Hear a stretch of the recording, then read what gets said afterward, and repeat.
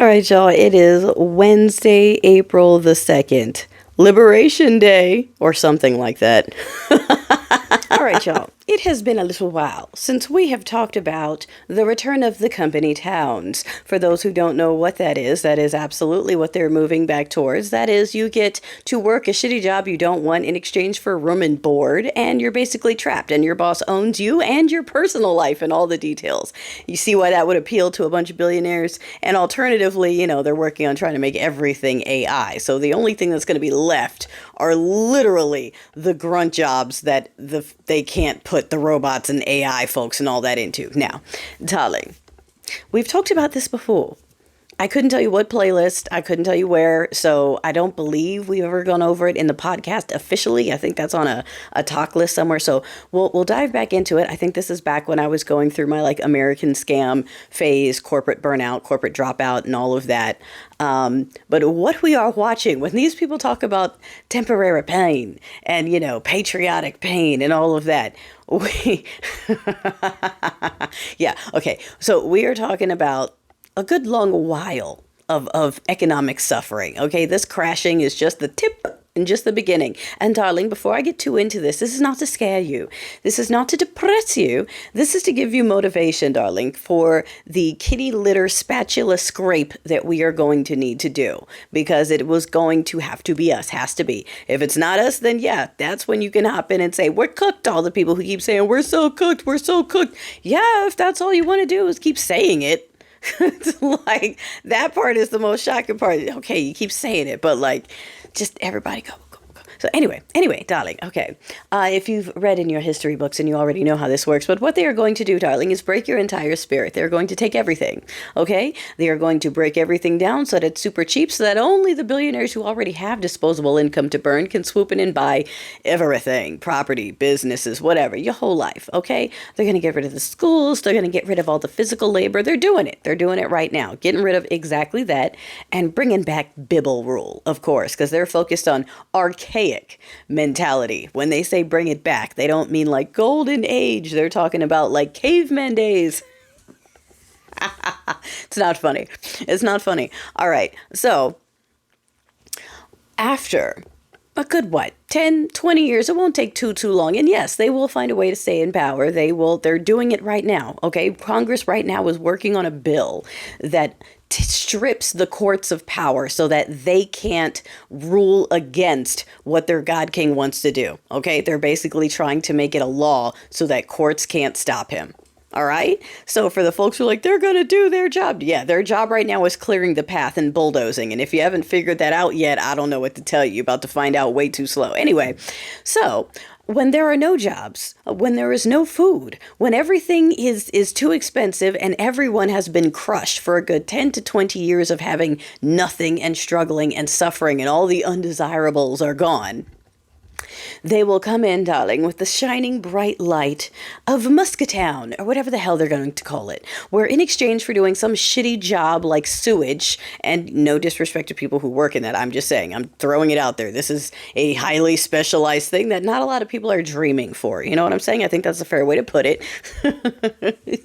Okay? And in exchange for that, you're going to get room and board, okay? And by room, we mean literally a room for your entire family where you've got some bunk beds. And by food, we mean some basic gruel that keeps you alive, some Soylent Green bullshit. And that's it. You're not getting money. You'll never be able to buy your freedom.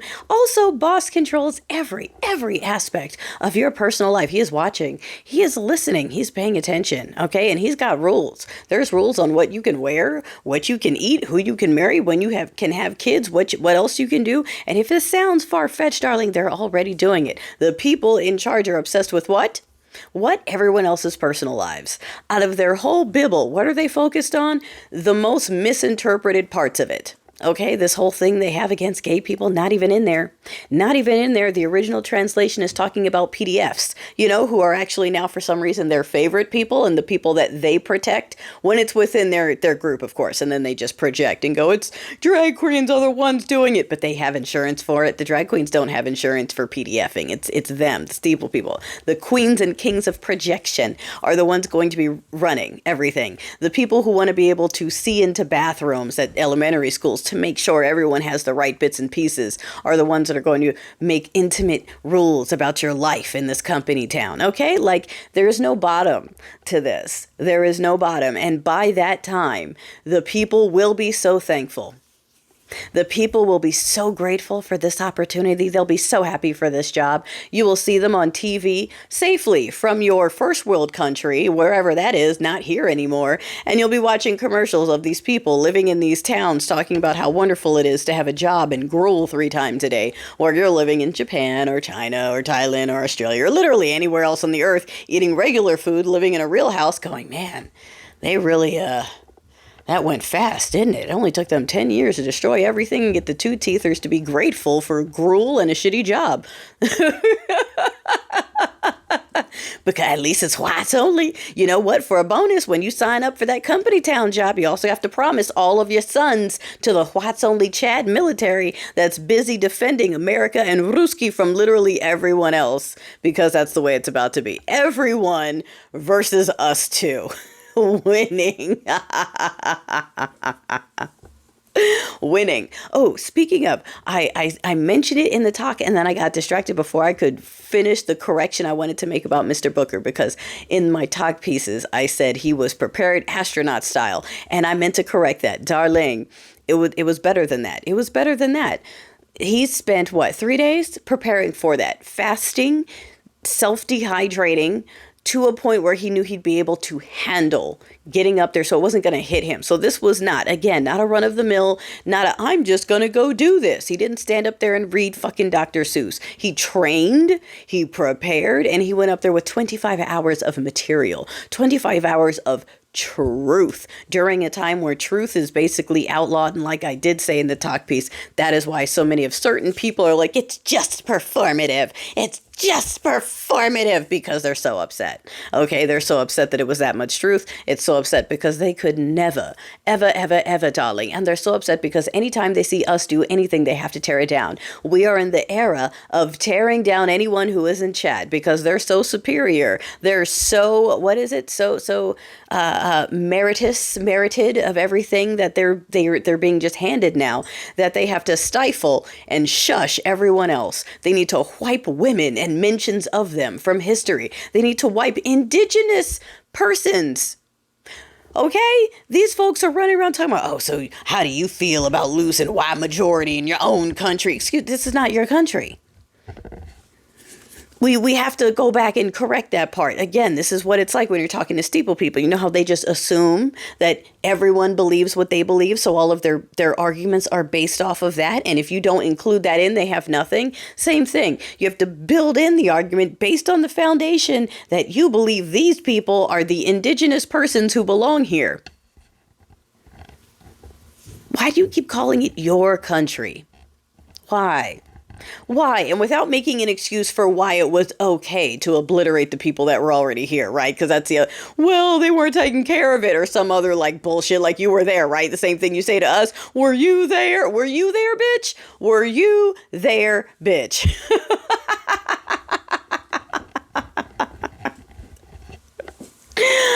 Oh my gosh. So look, roll it all up, darling. Roll it all up. I say all of this not to depress, not to get anyone down, but to get more incentive and more motivation. Okay, a lot of people heard that call to action. All right. We're starting to see a little bit of spine here and there. Not a lot from the legislators, but like I keep saying, it's false hope to think they're going to do much of something. It's really up to the boots on the ground. It's really going to be up to us to get rid of all this. I don't care what they say about Sugar Daddy Doo-Doo potentially stepping aside or taking a lesser role. Bullshit. All right. He'll have everything. He has everything now. So sure, he can just run it from his house and tell his cronies what to do. You really think he's going to go back to running his businesses? No, he's going to be at home digging through all of our information, deleting people's payments, taking money out of people's accounts for fun, watching them scramble while they can't get services because all the offices around them closed. So, that's what they're going to be doing. The only ones who are going to fix it, darling. You got it. You got it. All right. Let's see what happens.